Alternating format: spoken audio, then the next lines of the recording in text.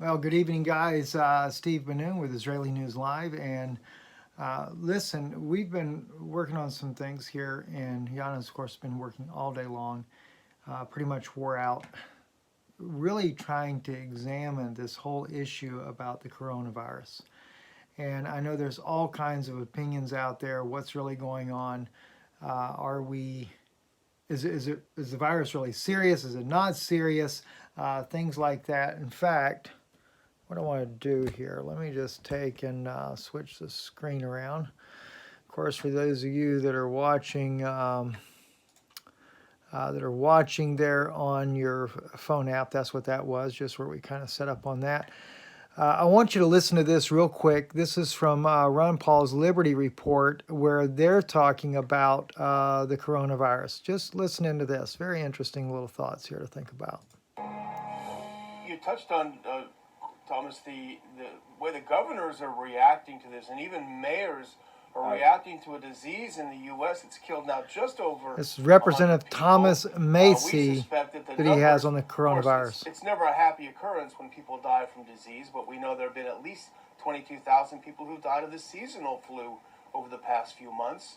We didn't shut down the country, so this whole shutting down the country over 100 people, you can't even get the sanitary facilities you need for a decent life. Something seems to be happening here. It's very chilling. In fact, on yesterday's program, we read a quote from a friend of ours that said, "Suddenly we woke up and realized we're living in North Korea." It almost feels like that way. It feels like that a little bit here in Kentucky. There was a man who the government claims tested positive, although they didn't provide him with his test results. And he went home and they told him to self-isolate or quarantine. And he said that, he wouldn't, or at least that's what the media is saying. And so they posted a sheriff's deputy outside of his house. And my question is, what would they do if that man walked out and got in his car? Would they shoot him? Would they suit up in hazmat uniforms and drag him off? Those are the images that we saw in China 2 months ago, and everybody was appalled at those images. And now we could be 5 minutes away from that happening here in the United States, here in Kentucky. I think it's crazy, and what concerns me the most. So you guys, those of you that are watching on your phone there, I know all you probably do is hear what we're playing there. Those of you watching in here on Israeli News Live, I was able to flip the screen around for you guys. But this is what's fascinating. Like you said, they posted the sheriff's deputy outside the guy's door to make sure he self-quarantines, but yet right now they're talking about allowing criminals to go free, reducing the jail population. They're talking about allowing small crimes not to be dealt with. And we're going to be getting into all this tomorrow. Hopefully by lunchtime we'll have it posted. We're going to be tomorrow morning. We'll be, again, doing the final details, really in-depth look about what's happening right now with the coronavirus. Coronavirus, okay, yes, it's killed people, but mainly it's elderly, which happens with the flu, which happens with many other things that are out there as well. So this is why, to us, we're wondering, how big of an issue do they really want to make this? Just kind of strange. It's very strange the way this is going on. So we're just trying to wrap our head around this to see what's really happening. And in fact, the more that I watch things that are unfolding, I'm really starting to think that the coronavirus, besides being a front for 5G, things like that, what they could be rolling out, I'm really beginning to wonder if we are not getting set up on a war posture in this country. When the president invokes let me pull this up, see if I can actually find it again. This is where he does this War Act thing. And he puts that out, invoke the War Production Act. And then we see all these surgical ships and even our hospital ships being staged different parts of the country, yeah, some people might say, okay, pandemic. It's not a pandemic. We're not seeing what China saw or Iran has saw. Very small numbers of people, and yet they're shutting down the entire country over something that's not even gone nuts yet. And many times they come out and say that it's mainly the elderly that are at most risk with this. So so anyway, and then seeing the War Production Act there that the president is invoking there, that's really got me wondering as to, are we really preparing for an attack that's coming on America? Those of you that remember, I've been saying this since last year, when my Middle East source shared with me that the United States would take down Iran. Israel is going to be involved in that. But it would be a chain reaction of events. Russia would strike the United States with a limited nuclear strike, and then, of course, America would retaliate, striking Russia. But then I was told, whatever you do, Steve, get your family. If you're not going to leave the country, then you need to get your family away from the suburban areas of big cities, because they're going to genocide your nation. I've told you guys this all along. I can't say that's what's really happening. I don't know. But I'm concerned. And by the way, when I say I'm concerned, this actually, it's not like I've been thinking this all week or anything. It's more today. Today is we've been trying to make preparations. What do we do if we lose internet? That's why we've gotten from you guys email addresses. We've gotten from you guys physical addresses. Of course, we would be working more to get all of this put into a system to where we can handle getting information to you. But see, we've been working tremendously trying to get all this type of information together so that we have a way to get the gospel into your hands. Because right now I feel like the most important thing to do is the gospel of Jesus Christ. I feel like it's far more important than news, but we do want to bring you some things that we're seeing, that we're concerned about, so that you're not just left in the dark either. So that's also very important to us.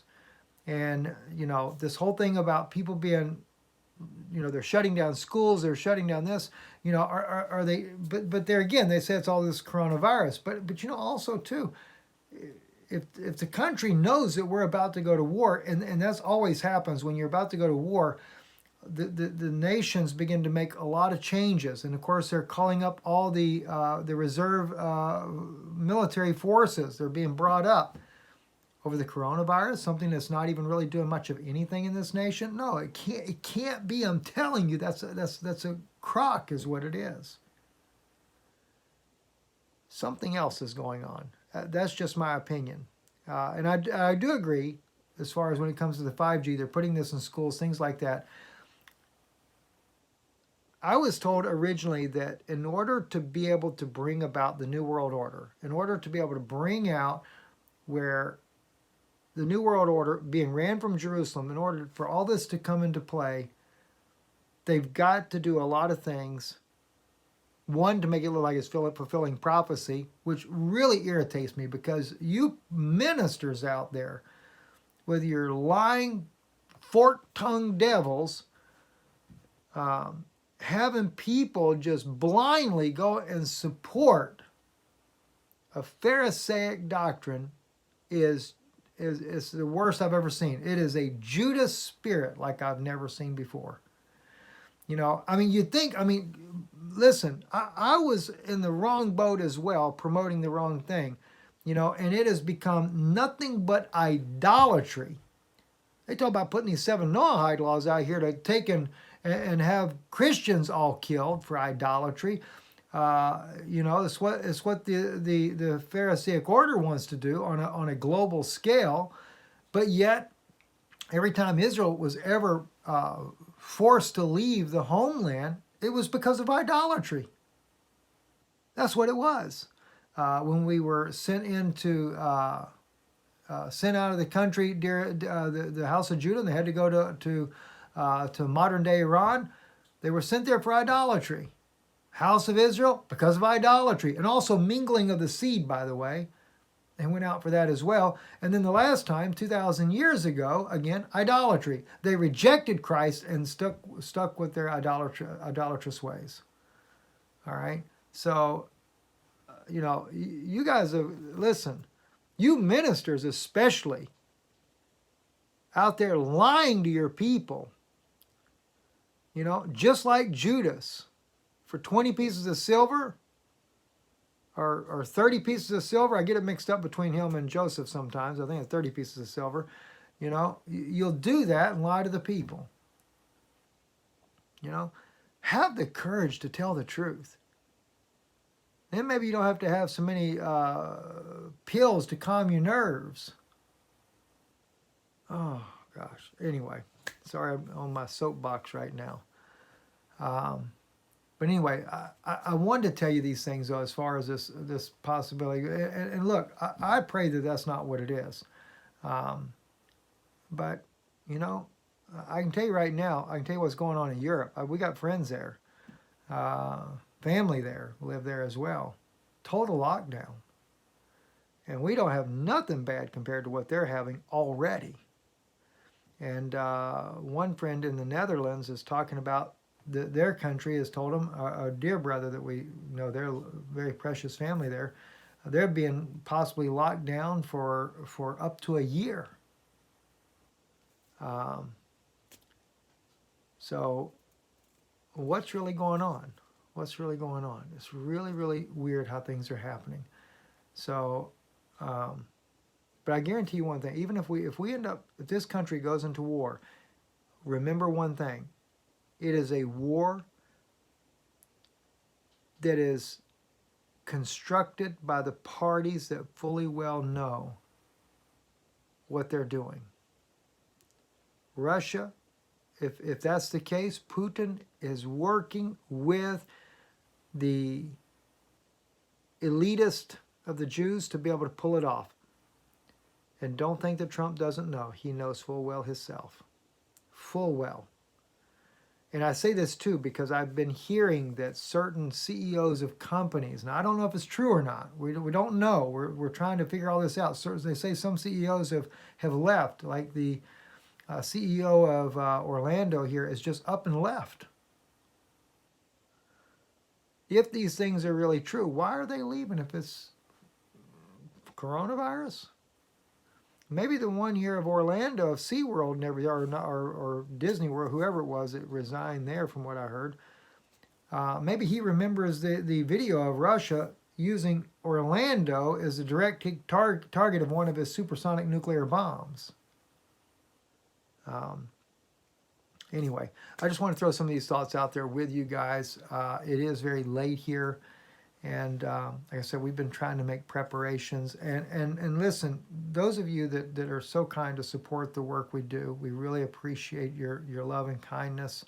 I don't know how much longer we're going to have this privilege as far as being able to speak like this, but we will constantly speak the best we can.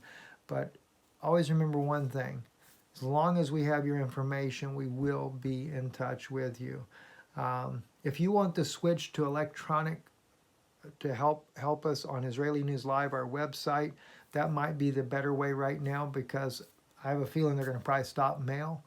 But anyway, we thank you for your love and your kindness. And just know that regardless of what happens, we will also be finding ways to get things to your hands. As long as we have internet, we'll continue to hear.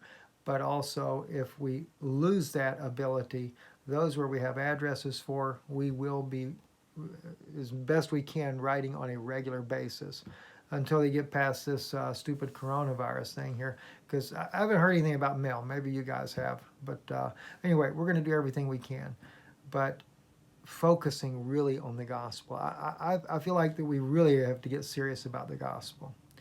And but anyway, in fact, I got a couple of videos sent to me from Lindley Oz as well. She did, in fact, she did one that was very interesting on fear recently, and I thought that was fascinating because that's what God laid on my heart after I did that video with you guys recently, where I was expressing to you just the sincerity of my heart that I felt the lateness of the hour, and we must preach the gospel more than anything else right now. And then I felt that same day, later that afternoon, and I told my wife, I said, I need to do a message on fear. And then I heard Lynn Leoz that actually just did a message on fear. So anyway, God bless you guys. Thank you for listening. And thank you for your love and kindness that you have always shown to us here. And please be safe. We'll be praying for you and for your safety as well. So God bless you and good evening.